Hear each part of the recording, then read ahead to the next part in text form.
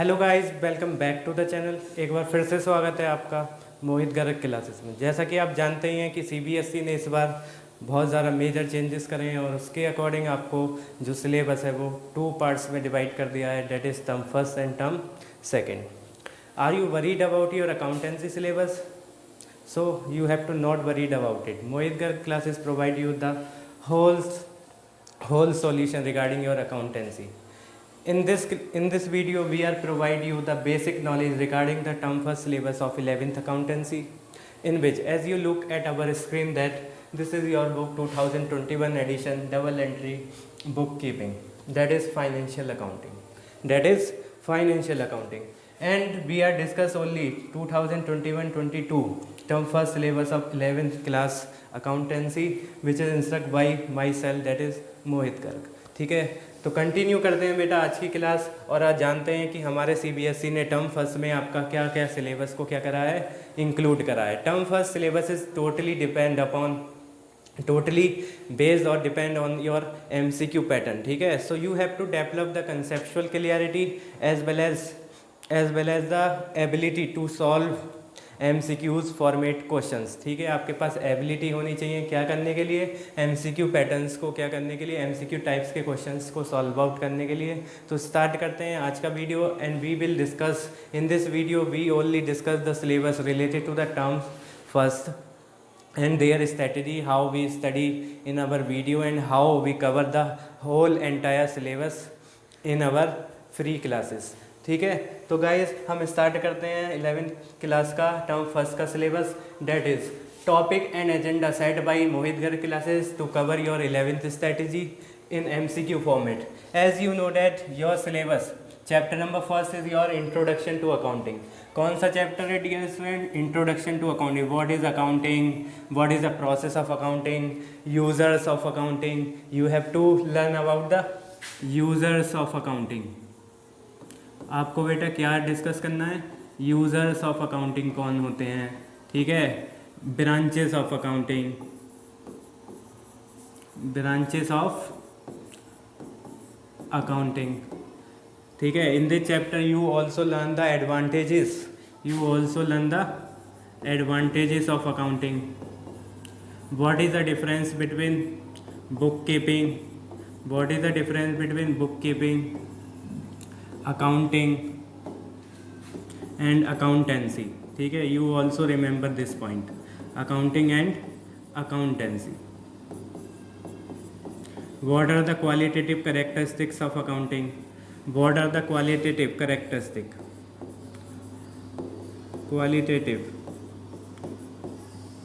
characteristics of accounting?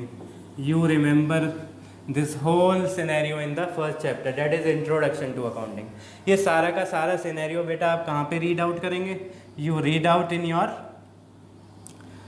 Chapter number first, that is introduction to accounting. ठीक है, ये सारा चीज़ें आप कहाँ पे स्टडी करेंगे? चैप्टर नंबर फर्स्ट में करेंगे। My basic idea behind to provide you this the entire syllabus is that when we start our chapter number first, we start with our first topic, that is user of accounting.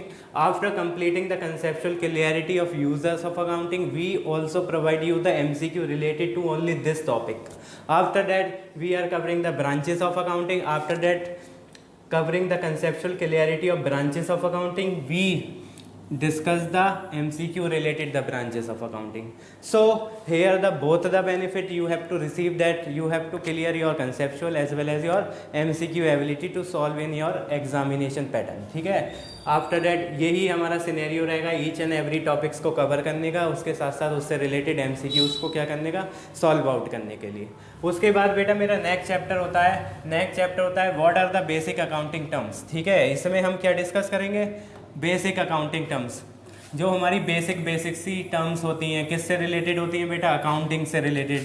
What is assets, what is liabilities, ठीक है, what is revenue expenditure, what is capital expenditure, what is sale, ठीक है, what is insolvent, ठीक है, these all are the term we are discuss in our chapter number second. कहाँ पे discuss करेंगे? Chapter number second में। These are the basic accounting terms. Basic accounting terms means the basic terminology और the terms that are use in accounting. ठीक है, ऐसे basic term जो कि अकाउंटिंग के हर लेवल पर क्या होते हैं? यूज होते हैं। That are known as basic accounting terms. कौन से टर्म्स कहलाते हैं? बेसिक अकाउंटिंग टर्म्स कहलाते हैं। क्लियर है एवरीवन? चलिए, उसके बाद हम डिस्कस करेंगे, क्या डिस्कस करेंगे? We have to discuss the theory of base of accounting. In this chapter we will discuss about the basis of accounting, that is cash basis of accounting and accrual base of accounting. ठीक है, we are discuss two basis of accounting.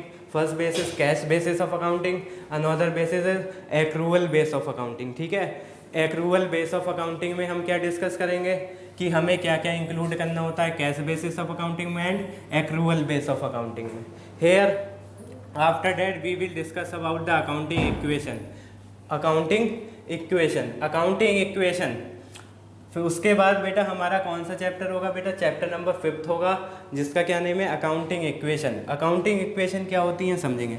Accounting equation जो होता है बेटा वो क्या होता है? मैथमेटिकल एक्सप्रेशन होता है। ठीक है, क्या होता है? मैथमेटिकल एक्सप्रेशन होता है, जो कि हम क्या करते हैं? एक इक्वेशन को यूज़ करते हैं, that is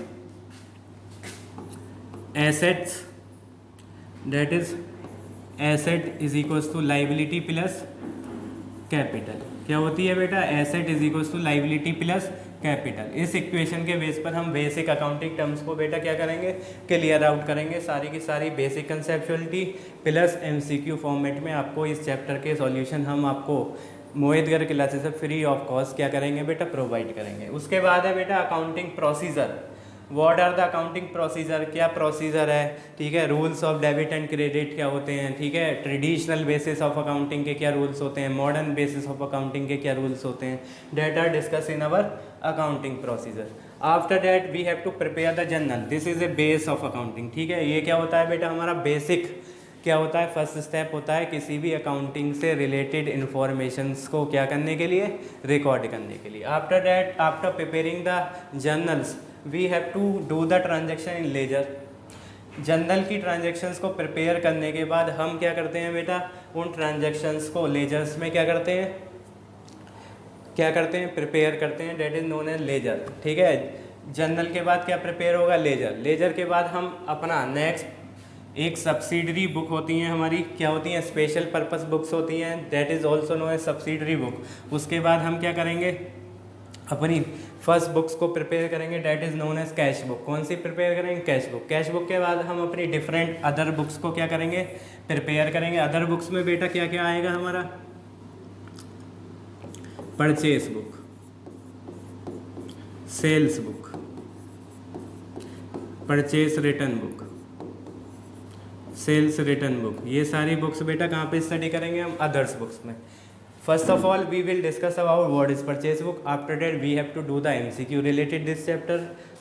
such scenario is called our study pattern for the MGC classes. ठीक है, ये हमारा पैटर्न रहेगा क्या करने के लिए? आपके 11th क्लास के अकाउंटेंसी के सिलेबस को क्या करने के लिए? क्रिस्टल एंड क्लियर करने के लिए। After that you have to prepare the bank reconciliation statement. ठीक है, bank reconciliation statement is always prepared by the customer. कौन प्रिपेयर करता है?